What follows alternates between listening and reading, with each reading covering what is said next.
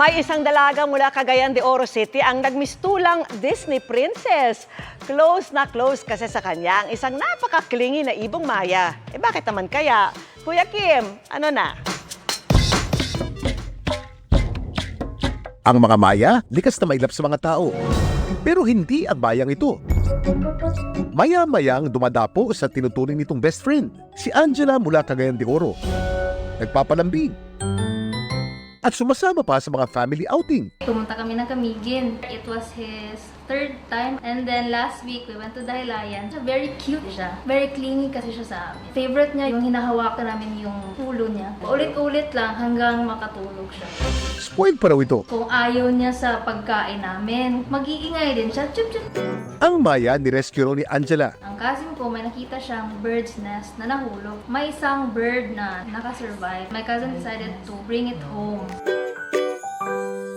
Kuya Kim, naging pambansang ibon nga ba ng Pilipinas ang Maya? Kuya Kim, ano na? Ang kinikilala noong pambansang ibon ng Pilipinas, isang ang Maya, ang longkura at trikapilya o mayang pula. Reddish-brown yung kulay niya. Tapos meron siyang black na ulo. Ayun yung chestnut moon niya. Yun ay indigenous dito sa Pilipinas. Ibig sabihin, native siya, nakikita rito. Pero nakikita rin siya sa ibang parte ng Asia. Pero taong 1995 nang pinalitan ito ni Pangulong Fidel V. Ramos ng kinikilala natin ngayong national bird, ang Philippine Eagle. Iba pa rin ang dating ng Philippine Eagle, majestic ang dating at predator siya. Kumbaga, mas mataas ang kanyang rango. Pero ang pulang Maya, iba pa sa mayang madalas nating nakikita na may brown, itim at puting balahibo. Ang tawag naman dito, mayang simbahan o Eurasian tree sparrow. Kasi nakikita siya commonly sa mga simbahan. Yung kulay brown na nakikita natin, hindi yun taga-Pilipinas.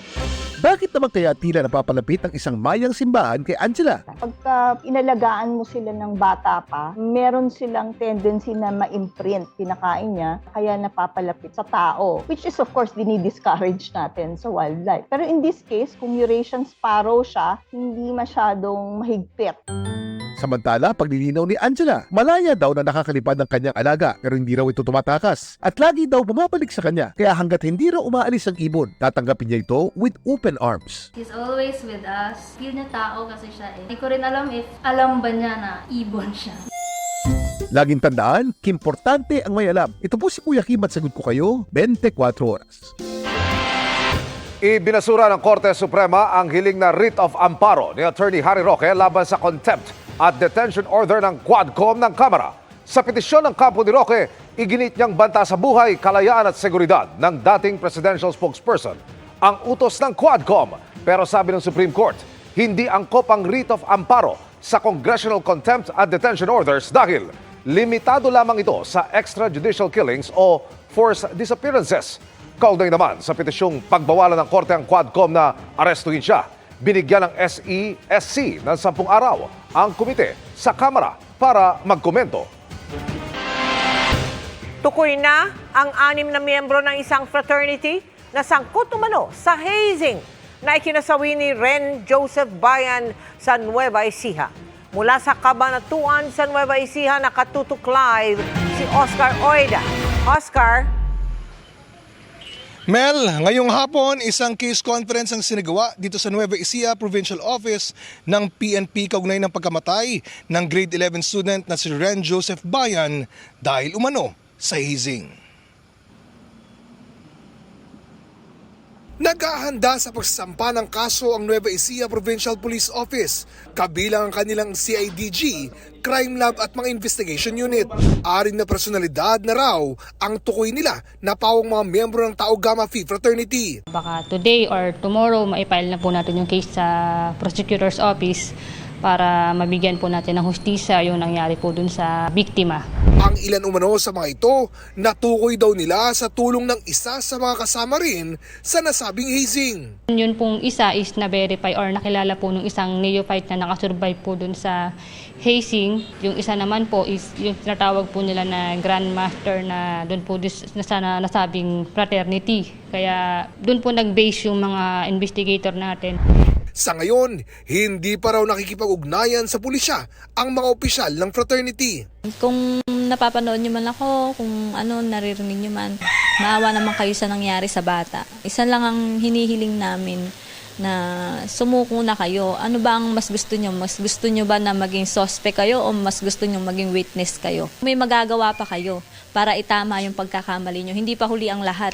Sa kwento ng tiyahin ni Ren Joseph, dumating sa kanilang bahay sakay ng van ang mga miyembro ng Tau Gamma Phi at bangkay nang inihatid ang kanyang pamangkin galing sa initiation ng frat. Sa investigasyon, namatay si Ren Joseph dahil sa hemorrhagic shock dahil sa mga tama sa katawan.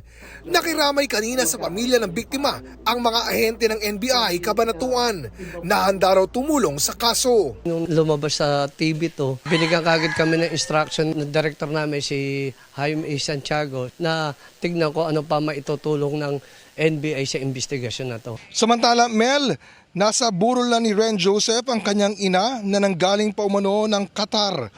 Nagtatrabaho ito doon bilang OFW at napilitang umuwi agad dahil nga sa sinapit ng anak. Sa mga sandaling ito, Mel, walang ibang hangad ang ina ni Ren Joseph kundi ang hustisya para sa kanyang anak. Mel? Maraming salamat sa iyo, Oscar Oida.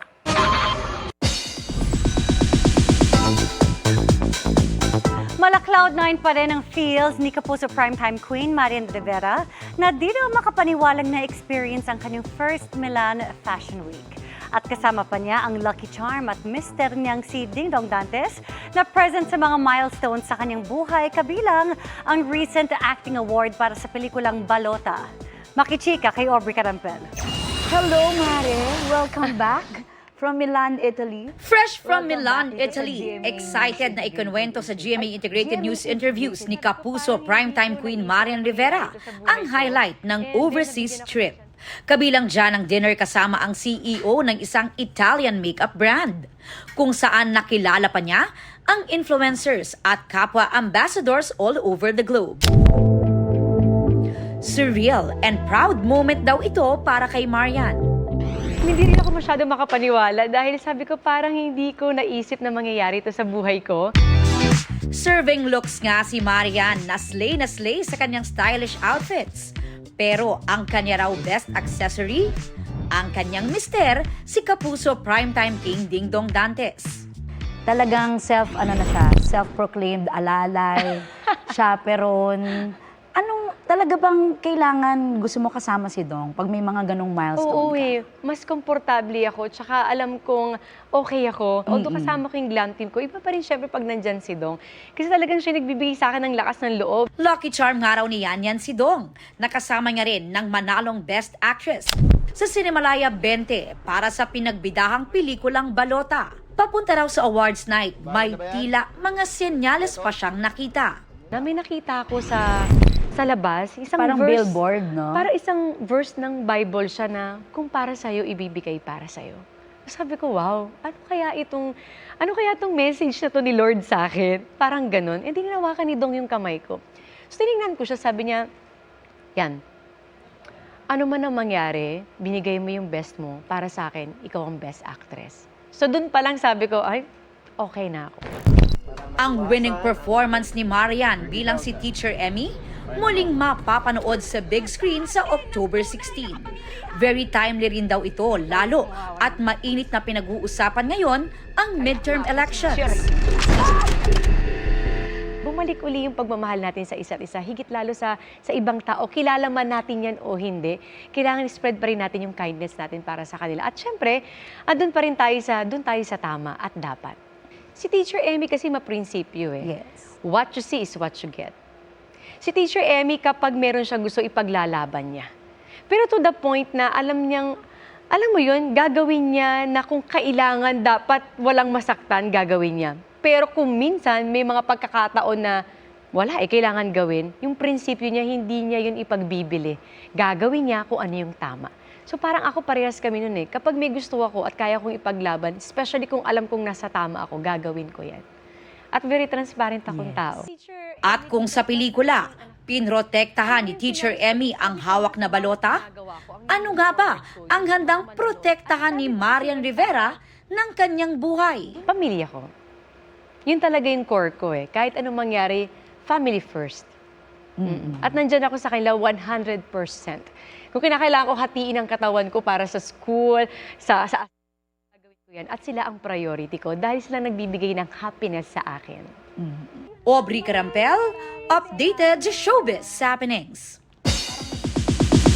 Ni-reveal ni Isabel Ortega ang espesyal niyang regalo para kay Miguel Tan Felix na nag-celebrate ng birthday recently. At sa gitna niyan, sinagot din ni Isabel ang tanong kung nagselo siya sa date mission ni Miguel at Nancy McDonie sa Running Man PH Season 2. Makichika kay Aubrey Carampel. Definitely a day to remember, ang 26th birthday ni Miguel Tan Felix. May surprise celebration with fans kung saan overflowing love and support ang kanyang natanggap. Naroon din ang kanyang special someone na si Isabel Ortega. Nakasama rin niya sa intimate dinner with the family. Espesyal ang birthday gift ni Isabel dahil gusto niya rin daw bigyan ng break si Miguel sa kanyang busy schedule. Fan kasi siya ng The Script. So, I surprised him with tickets to watch The Script. Para na may day off din siya, di ba po, from his busy schedule. Busy si Miguel sa taping ng upcoming Kapuso series ng mga batang riles. Mula sa pagsabak niya sa katatapos lang na Season 2 ng Running Man Philippines. Proud si Isabel sa magandang performance doon ni Miguel. Sinagot din niya ang mga tanong kung nagselos ba siya sa date mission ng K-pop idol na si Nancy McDonie at Miguel. Siguro, sa part na nagsiselos ako, siguro the fact na hindi ko rin nakadate si Nancy. Maging siyang araw ay kinilig ng pinanood ang Running Man Philippines episode. Kung ako rin naman po, kikiligin naman din po ako kung nakita ko yung idol ko sa K-pop, diba? So, ako of course go lang. I'm also a fan of Nancy. This October, may pinaghahandaan din ang Isagel. We're prepping for the premiere of Voltes 5 Legacy po sa Japan na may Japanese dub. Abangan po nila, pero we're going to have a hand po doon sa premiere namin sa Japan. Which is a milestone po for GMA. Tapos ka na? Pero bago yan, mapapanood muna si Isabel sa kauna-unahang pagbibidahan niyang Magpakailanman episode sa Sabado. Gagampanan niya ang life story ni Judy Ann Pico na ang ina ay nalulong sa ipinagbabawal na gamot. Palagi nila sinasabi po, di ba, na pag nagkaroon ka ng MPK episode, talagang acting piece siya and mapapasubo ka talaga as an actor. And ako naramdaman ko po yun. Naramdaman ko yung challenge, yung bigat. Aubrey Carampel, updated sa showbiz happenings. Sabay sa unang araw ng COC filing, inilabas ng SWS at Pulse Asia ang resulta ng kani-kanilang senatorial preference survey. At nakatutok si Salima Refrat. Sa survey ng SWS na kinomisyon ng grupong Strat-based group, 13 pangalan ang may chance na makapasok sa Magic 12. Kasama rito sina Congressman Erwin Tulfo, dating Senate President Tito Soto, Senador Pia Cayetano, dating Pangulong Rodrigo Duterte at Senator Amy Marcos. Dating Senador Panfilo Lacson, Senador Bong Revilla, Representative Camille Villar, Makati Mayor Abigail Binay, Senador Lito Lapid, dating Senador Manny Pacquiao, Senador Bato de la Rosa at Senador Bongo. Sa commission survey na isinagawa mula September 14 hanggang 23 ngayong taon, nagpakita ng listahan ng pangalan ng mga politiko, artista at iba pang personalidad. Ang 1,500 respondents pinapili ng 12 pangalan mula sa listahan. Ang survey ay may margin of error na plus or minus 3%. Base naman sa non-commission survey ng Pulse Asia, 13 pangalan din ang may chance sa umanong makakuha ng isa sa 12 Senate seat. Kasama rito sina Congressman Erwin Tulfo, mamamahayag na si Ben Tulfo, dating Senate President Tito Soto, Senadora Pia Cayetano, Senador Bongo, dating Pangulong Rodrigo Duterte, Makati Mayor Abby Binay, Senador Bong Revilla Jr., dating Senador Ping Lacson, dating Senador Manny Pacquiao, Senadora Amy Marcos, Senador Bato de la Rosa at Senador Lito Lapid. Ang survey ay isinagawa mula September 6 hanggang 13, 2024. Dito pinapili ang mga sinurvey ng 12 pangalan mula sa listahan ng 74 na personalidad. Kabilang dito ang ilang dati at kasalukuyang senador at kongresista, opisyal ng gobyerno, lokal na pamahalaan, artista at ilan pang personalidad. Nasa 2,400 na katao ang sinurvey at may margin of error na plus minus 2%. Para sa GMA Integrated News, Salima Refran, nakatutok 24 oras. At yan, ang mga balita ngayong Martes. Mga kapuso, 85 days na lang, Pasko na. Ako po si Mel Tiangco. Ako naman po si Vicky Morales para sa mas malaking misyon. Para sa mas malawak na paglilingkod sa bayan, ako po si Emil Sumangil. Mula sa GMA Integrated News, ang News Authority ng Pilipino, nakatuto kami 24 oras.